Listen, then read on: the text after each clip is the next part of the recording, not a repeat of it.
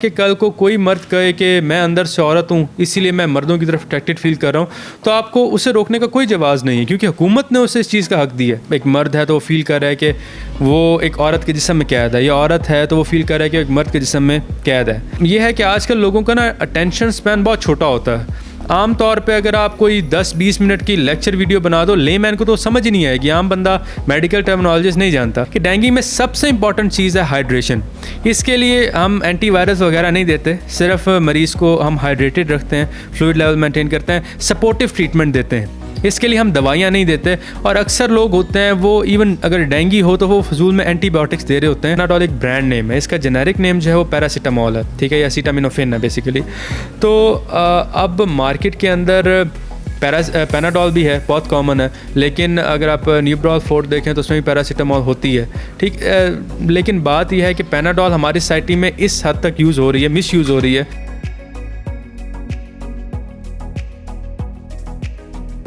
अस्सलामुअलैकुम नाज़रीन, डेली धरती के साथ मैं हूं आपकी मेज़बान कंवल अमानत। और छड्डो जी मैं दसाना समझ तो गए होंगे। आज मेरे साथ मौजूद हैं मोज़ेज़ डॉक्टर दानियाल साहब। इन्होंने अपना यूट्यूब का चैनल भी जो है वो डॉक्टर छड्डो जी के नाम से बनाया हुआ है, तो एक मिस्ट्री ही मुझे लगती है कि ये छड्डो जी किसने छोड़ दिया। इनसे बात करते हैं। अस्सलाम वालेकुम अस्सलाम। कैसे हैं? अल्हम्दुलिल्लाह मैं बिल्कुल ठीक। आप कैसी हैं? अल्हम्दुलिल्लाह, अल्लाह का करम और आपकी दुआएं जो नहीं करती। वाह, नहीं, हम तो सब के लिए, पूरे पाकिस्तान की आवाम के लिए हम दुआ करते हैं। ज़बरदस्त हो गया, मतलब सब के लिए ही करते हैं। मुझे ये बताइएगा, पहला सवाल ही मेरा ये छड्डो जी कितों है? असल असी भी ना जटके बंदे हैं, ठीक है। तो बेसिकली मेरा एक देसी बैकग्राउंड है, और ये जो छड्डो जी मैं दस्तान ना, ये बेसिकली पंजाबी है। इसका मतलब ये होता है आप छोड़ो मैं बताता हूँ। तो it's a bit of fun, थोड़ा ह्यूमर ऐड करने के लिए मैंने कहा कि यार जब वीडियो में आप वैसे एजुकेशनल कंटेंट बनाते हो तो काफ़ी बोरिंग हो जाता है, तो you need something, you know, some a bit of humour. Obviously मुझे बताइएगा कि आइडिया किसने दिया है, ये 3 लफ्ज़ कहाँ से? एक्चुअली ये अचानक ही था, इसके पीछे कोई इतना थॉट नहीं था, बट ये था कि मैं ना अपने कल्चर को रिप्रेजेंट करना चाहता था। मैं अक्सर अपनी वीडियोस में भी थोड़ी बहुत पंजाबी बोलता हूँ, एक सराइकी का टच देता हूँ, तो ये डायलॉग जो था it became a part of who I am. और बेसिकली ये है भी पंजाबी, तो वो दोनों काम एक साथ हो गए। ये आपकी पहचान बन गया। बिल्कुल, अभी लोग डॉक्टर दानियाल का मुझे डॉक्टर छड्डो जी के नाम से ज़्यादा जानते हैं। मुझे बताइएगा कि जब भी हम डॉक्टर का नाम सुनते हैं हमारे जहन में आ जाता है लंबा चौड़ा बिल, कि वही बीमार हो गए हैं, अब डॉक्टर के पास जाएंगे, ये करना पड़ेगा, वो करना पड़ेगा। लेकिन आप टिकटॉक पे इतनी मज़े की इन्फॉर्मेशन और वाकई जो एक्नॉलेज करती है हमें, फ्री ऑफ कॉस्ट डाल रहे हैं। ये नेकी कर और दरिया में डाल, ये कहाँ से दया आ गया? नहीं, एक्चुअली एज अ डॉक्टर हमें सबसे पहली चीज़ जो सिखाई जाती है वो यही है कि हमने लोगों की फलाह के लिए काम करना है। माना कि कुछ डॉक्टर्स ऐसा नहीं करते, ये उनकी गलती है, ये उनके कैरेक्टर का फ्लॉ है, लेकिन आई थिंक कि हर डॉक्टर अपने हिसाब से तो कोशिश कर रहा होता है कि वो जो भी उसका पेशेंट आता है उसके साथ सिंसियर तरीके से चले और उसका ख्याल रखे। तो बस हम भी आवाम की बेहतरी के लिए करना चाहते थे, और अल्हम्दुलिल्लाह मुझे खुदा की तरफ से इसका बहुत ही अच्छा सिला मिला। ज़बरदस्त, मतलब कि आप सुजेशंस देना चाहते थे फ्री ऑफ कॉस्ट, लेकिन सोशल मीडिया की साइट्स ही क्यों? एक्चुअली आजकल अगर आप YouTube पे देखें तो उस पर ऑलरेडी ये हो रहा था। वहाँ पे YouTube पे आपको ऑलमोस्ट हर चीज़ की इन्फॉर्मेशन मिल जाएगी। टिकटॉक एक नया प्लेटफॉर्म था, शॉर्ट वीडियोस में इन्फॉर्मेशन देना that was a new thing, तो उस फील्ड में मैं पायनियर था। तो ये है कि आजकल लोगों का ना अटेंशन स्पैन बहुत छोटा होता है। आम तौर पे अगर आप कोई 10-20 मिनट की लेक्चर वीडियो बना दो, लेमैन को तो समझ ही नहीं आएगी। आम बंदा मेडिकल टर्मिनोलॉजिस्ट नहीं जानता। अच्छा, आजकल डॉक्टर दानियाल हम देखें तो डेंगू बहुत इन है, आप क्या समझते हैं इनके सिम्टम्स क्या हैं, पाकिस्तान में ज़्यादा क्यों है, कैसे इसकी ग्रोथ हो रही है, किन एरिया से ग्रोथ हो रही है, इन्वायरमेंटल चेंजेस की वजह से? वेल, फर्स्ट ऑफ ऑल तो ये है कि जो डेंगू होता है बेसिकली ये एक वायरल इन्फेक्शन होती है, और इसको फैलाने वाला मच्छर होता है, हम उसे एडिस एजिप्टी बोलते हैं। तो सबसे जो इम्पोर्टेंट स्टेप होता है इस डेंगू फीवर के फैलाव को रोकने में, वो होता है कि हमने ये जो वेक्टर है, ये एडिस एजिप्टी है, इसके फैलाव को रोकना है। उसके लिए अक्सर जगहों पे इंसेक्टिसाइड स्प्रे भी किए जा रहे होते हैं। हुकूमत भी मुख्तलिफ स्टेप्स जो है वो ले रही होती है। इसके अलावा जो डेंगू के सिम्टम्स होते हैं उसमें फ़ीवर होता है, प्लेटलेट काउंट लो हो जाता है, और भी इसके सिम्टम्स होते हैं। तो डेंगू का जो केस होता है ना, एक इम्पॉर्टेंट बात है जो अक्सर आवाम को नहीं पता, कि डेंगू में सबसे इम्पॉर्टेंट चीज़ है हाइड्रेशन। इसके लिए हम एंटीवायरस वगैरह नहीं देते, सिर्फ मरीज़ को हम हाइड्रेटेड रखते हैं, फ्लूइड लेवल मेंटेन करते हैं, सपोर्टिव ट्रीटमेंट देते हैं। इसके लिए हम दवाइयाँ नहीं देते। और अक्सर लोग होते हैं वो इवन अगर डेंगू हो तो वो फजूल में एंटीबायोटिक्स दे रहे होते हैं। तो ये एक बहुत बड़ी कह लें कि हमारी सोसाइटी में फ्लॉ है कि हम एंटीबायोटिक्स को बड़ा गलत इस्तेमाल कर रहे होते हैं। तो जिन लोगों को डेंगू है, सबसे पहले तो कह लें कि प्रिवेंटिव स्टेप्स हैं, मच्छर मार स्प्रे है वो इस्तेमाल करें, मच्छर वाली जालियाँ हैं जो आम लोग रहते हैं वहाँ पे वो इस्तेमाल करें। आजकल सैलाब हर जगह पे है, मच्छर वैसे भी काफ़ी बिल्कुल। तो यह है कि प्रोटेक्टिव स्टेप्स लें। अगर किसी को डेंगू हो जाता है, don't panic, it is a treatable disease. फ़ौरन हॉस्पिटल में जाएं, अपने टेस्ट करवाएं। इफ़ यू आर डायग्नोस्ड तो आपको सिंपल हाइड्रेशन होगी और एटलीस्ट 2 से 3 हफ्ते में आप ठीक हो जाएंगे। अच्छा, हमें बताइएगा कि डेंगू की स्टेजेस क्या क्या है, हमें कैसे पता चलता था कि हम इस स्टेज पे हैं, ये स्टेज पे हैं, अदर इनकी स्टेजेस होती भी हैं क्या?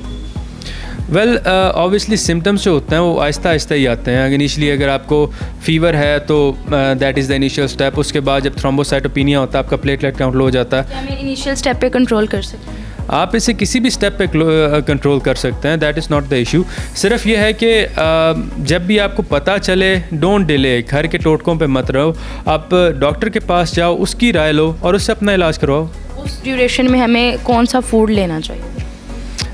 फूड यही है कि जितने भी सब्जियां होती हैं, ठीक है, वो विटामिन और मिनरल्स में रिच होती हैं, ठीक है, आप वो लें।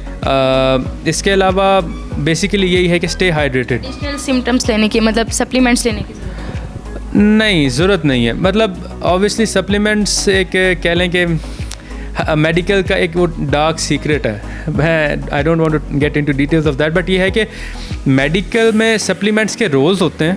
Yes, supplements can boost your immune system, लेकिन कंपलसरी नहीं है, ज़रूरी नहीं है। इसके अलावा एक और टॉपिक हम जो है वो आपकी खिदमत में ले आए कि जी ये जो होमोसेक्सुअल ट्रांसजेंडर एक्ट पास हुआ है, उसके बारे में आप क्या राय रखते हैं? Well actually first of all जो ट्रांसजेंडर्स होते हैं, ट्रांसजेंडर वो लोग होते हैं मेडिकल टर्मिनोलॉजी में जो लोग अपनी जेंडर से डिससेटिस्फाइड होते हैं। हम इसे जेंडर डिस्फोरिया भी बोलते हैं। जेंडर डिस्फोरिया में यही होता है कि बंदा जो होता है वो ये फील करता है कि एक मर्द है तो वो फील कर रहा है कि वो एक औरत के जिस्म में कैद है, या औरत है तो वो फील कर रहा है कि एक मर्द के जिस्म में कैद है। लेकिन अभी जो ट्रांसजेंडर बिल पास हुआ है, इसमें कुछ ऐसे पॉइंट्स हैं जो बहुत ही कह लें कि एम्बिग्विटीज़ क्रिएट करते हैं। बहुत ही ऐसे पॉइंट्स हैं जो क्लियर नहीं है, और उसकी वजह से एक जो बहुत बड़ा खदशा है हमारी सोसाइटी को, ये है कि ये कहीं होमोसेक्सुअलिटी को प्रमोट ना करे, क्योंकि इस्लाम और क्रिश्चियनिटी दोनों के अंदर होमोसेक्सुअलिटी एक बहुत बड़ा गुनाह है। ठीक, इस्लाम के अंदर आपको कौम लूत की मिसाल मिलेगी, क्रिश्चियनिटी में सोडम एंड गमोरा की मिसाल है। ये बेसिकली एक ही कौम थी, लेकिन कह लें कि आपको खुदा ने जिस चीज़ से मना किया है तो उसमें कोई हिकमत होगी। आपको क्या लगता है कि इसको एक्ट को पास क्यों कर दिया? देखें, ट्रांसजेंडर्स भी इंसान हैं। अब ट्रांसजेंडर्स जो होते हैं, कुछ लोग ऐसे होते हैं कंजेनिटली उनके अंदर दोनों जेंडर्स एग्जिस्ट करती हैं, मेल और फीमेल मिक्स जेंडर्स होती हैं। तो ऐसे लोगों को प्रोटेक्शन देने की भी ज़रूरत है, वो भी इंसान है। उस हवाले से आपका काम करना, उसमें कोई बुराई नहीं है।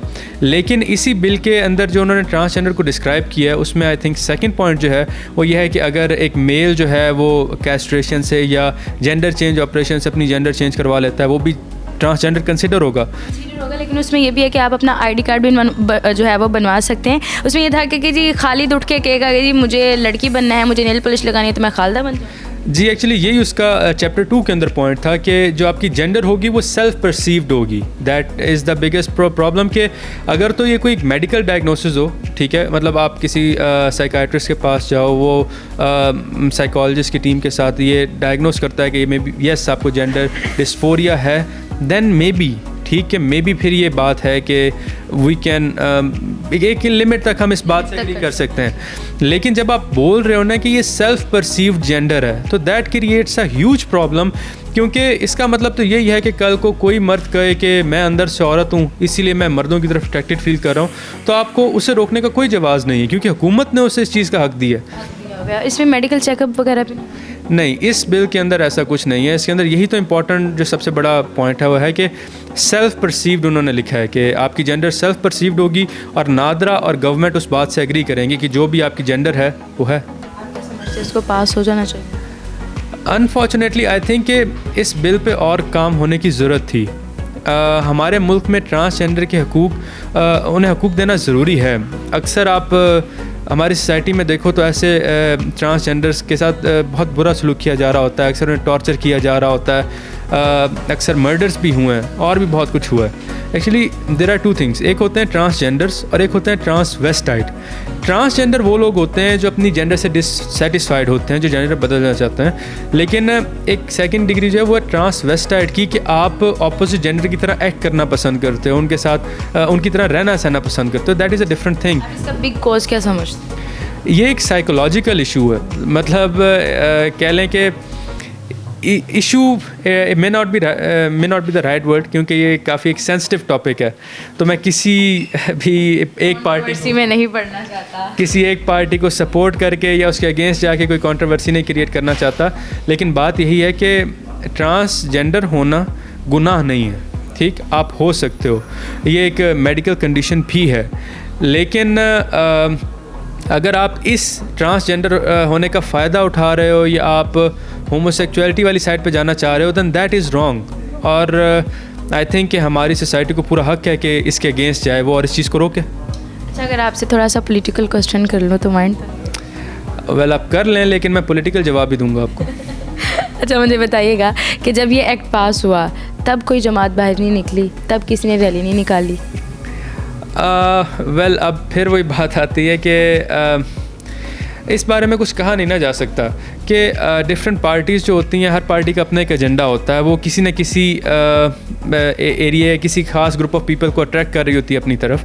तो आई एम श्योर कि जिस पार्टी के हुकूमत के दौरान सब कुछ हुआ, उनका ये एजेंडा होगा कि वो एक ख़ास ग्रुप ऑफ पीपल को अपनी तरफ लाना चाह रहे थे, और उन्हें लगा होगा मे बी कि वो एक अच्छा कदम उठा रहे हैं जिसे लोग सपोर्ट करेंगे, but they did it in a wrong way, जिसकी वजह से उन्होंने बहुत ज़्यादा लूप होल्स क्रिएट कर दिए हैं जो हमारी सोसाइटी को क्या कह लें कि तबाह करने में जिनका बहुत बड़ा रोल हो सकता है। डॉक्टर साहब, मुझे ये बताइएगा कि अगर हम थोड़ा सा डेप्थ में जाएं तो काफ़ी सारी ऐसी टैबलेट्स हैं, मेडिसिन्स हैं जिनका फॉर्मूला सेम होते हैं, प्राइसेस जो होती हैं ना उसमें वेरिएशन आ जाती है। डॉक्टर महंगे सस्ते वाला कोई काम? नहीं, एक्चुअली होता यह है कि हर दवाई के दो नाम होते हैं। एक होता है जेनेरिक नेम, यूँ समझ लें कि फार्मूला वाला नाम है। मिसाल के तौर पे पैनाडोल है, पैनाडोल एक ब्रांड नेम है, इसका जेनेरिक नेम जो है वो पैरासीटामोल है, ठीक है, या एसिटामिनोफेन है बेसिकली। तो अब मार्केट के अंदर पैनाडोल भी है, बहुत कॉमन है, लेकिन अगर आप न्यूब्रोल फोर्ट देखें तो उसमें भी पैरासीटामोल होती है, ठीक। लेकिन बात यह है कि पैनाडोल हमारी सोसाइटी में इस हद तक यूज़ हो रही है, मिस यूज़ हो रही है कि ऑलमोस्ट हर जगह पे शॉर्टेज हुई है। उसकी वजह क्या है कि उसकी क्यों हो रही है? वेल, मिस यूज़ इसलिए हो रही है क्योंकि पैनाडोल वालों ने एक तो दबा के उसको मार्केट किया, ठीक है, उसकी हर जगह पे कमर्शियल चल रही होती है, और हमारी सोसाइटी ये समझने लग गई है कि Panadol is a one in all cure. उन्हें लगता है कि हर बीमारी का इलाज पैनाडोल है। तो यही प्रॉब्लम है कि इसमें डॉक्टरों का ऐसा सच नहीं होता। अब देखें, कुछ कंपनीज़ होती हैं जो इंटरनेशनल होती हैं, उनकी दवाइयाँ महंगी होंगी। अगर आप लोकली मैन्युफैक्चर्ड दवाई लेते हो, ठीक है, तो यस आप बात कर सकते हो कि वो सस्ती होगी, लेकिन यहाँ पे फिर क्वालिटी के इश्यूज़ भी तो आते हैं। आप ये नहीं कह सकते कि मैंने इधर की सस्ती दवाई ले ली, उसने असर नहीं किया, डॉक्टर की गलती है। एंड पे घूम फिर आगे आपने वो जो बंदूक की नाली है वो डॉक्टर पे ही ताननी होती है ना। तो yes, there are some monetary issues, no doubt, लेकिन बात यह है कि आप हर चीज़ पे डॉक्टर को ब्लेम नहीं कर सकते। आपको अच्छा ट्रीटमेंट चाहिए तो यस, आपको पैसा लगाना पड़ेगा, थोड़ी जेब खाली करनी पड़ेगी। अरे जनाब, अभी जो मैं बात करने वाला हूँ ना, मेरी बहुत सी यंगर जो ऑडियंस है ना, उसने मुझे अनफॉलो कर देना है। लेकिन आजकल हमारी जो यंग जनरेशन है ना, ये जो यूट्यूब पे, ये जो पबजी पे टाइम लगाती है, it is also one of the factors. अक्सर जो बच्चे होते हैं आप देखोगे कि यंग एजेस में उन्हें मायोपिया होता है, उन्हें मतलब उनकी नज़र कमज़ोर होती है, ऐनक लगी होती है। तो यस, जो यंग जनरेशन है, अक्सर उसमें जो हेडेक की वजह होती है वो यही होती है कि उनकी आई साइड वीक होती है, दे डोंट नो, बट जो इनिशियल सिम्टम्स उन्हें आ रहे होते हैं वो यही होता है कि यार सर में दर्द है, बस तंग आए हुए हैं। तो इसलिए आजकल देखा जाए तो हमारे यंगस्टर्स एग्जॉस्टेड भी बहुत ज़्यादा हो जाते हैं। क्या वो कम खाने पीने की वजह से, या फिर वही टक टक टक? नहीं, एक्चुअली हमारी डाइट का भी इसमें थोड़ा सा रोल है। आजकल के दौर में खालिश चीज़ें मिलना इतना इजीली पॉसिबल नहीं है। प्लस हमारी जो डाइट है, फास्ट फूड उसका एक बहुत ही बड़ा हिस्सा बन चुकी है। आजकल बच्चे जो हैं वो मैकडोनल्ड, KFC ये प्रेफर करते हैं इंस्टेड ऑफ नॉर्मल जो वेजिटेबल हेल्दी फूड होते हैं। पूरे पाकिस्तान को मैं यही बोलूँगा कि वो अपनी डाइट को बैलेंस रखें। आपको यस आई नो, छोटी सी रूटीन शेयर कर देंगे कि हेल्दी डाइट। सबसे इम्पॉर्टेंट चीज़ जो है कि सुबह टाइम से उठें। ठीक, आप यूरोपियन कंट्रीज़ को देखोगे तो वहाँ पे ना सुबह 6 बजे 5 बजे सब उठे होते हैं, और एज़ अ मुस्लिम हमें जल्दी उठना ज़रूरी होता है बिकॉज फजर की नमाज़ होती है। ठीक, तो वेस्टर्नर्स जो हैं वो हमें कॉपी कर रहे हैं, और हम जो हैं हम अपनी ही ट्रेडिशंस को, अपने ही रिलीजन को नहीं फॉलो कर रहे, और हमारी सेहत ख़राब होती जा रही है। जल्दी उठें, डेली एटलीस्ट 30 to 60 मिनट का वर्कआउट रखें। ये जो ब्रिस्क वॉक होती है ये तो इवन कार्डियक पेशेंट्स के लिए ज़रूरी होती है। डेली 30 to 60 मिनट्स का मॉर्निंग में वर्कआउट करें, एक हेल्दी ब्रेकफास्ट करें, ठीक, जिसमें कुछ फ्रेश फ्रूट्स होने चाहिए, फ्रेश जूसेस होने चाहिए। इसके अलावा लंच में भी कुछ हेल्दी रहें, ऐसी डाइट वेजिटेबल्स लें जिसमें फ़ाइबर हो, वाइटमिन हो। आपकी डाइट बैलेंस्ड होगी, आप हेल्दी रहोगे, एक्टिव रहोगे, और आप इंशाल्लाह इस दुनिया में कामयाब भी होगे। बिल्कुल नाजरीन, दुआएं तो हमारी इनके साथ ही हैं, है ना? कमेंट सेक्शन में बताइएगा। मेरे साथ आज डॉक्टर दानियाल मौजूद थे। इनसे ज़्यादा से ज़्यादा डिस्कशन करने की कोशिश की, आप तक हमने फिर भी ज़्यादा नॉलेज पहुंचाने की कोशिश की। पर्सनल क्वेश्चनिंग ज़्यादा नहीं की, अब क्या कर सकते हैं, डॉक्टर साहब हैं।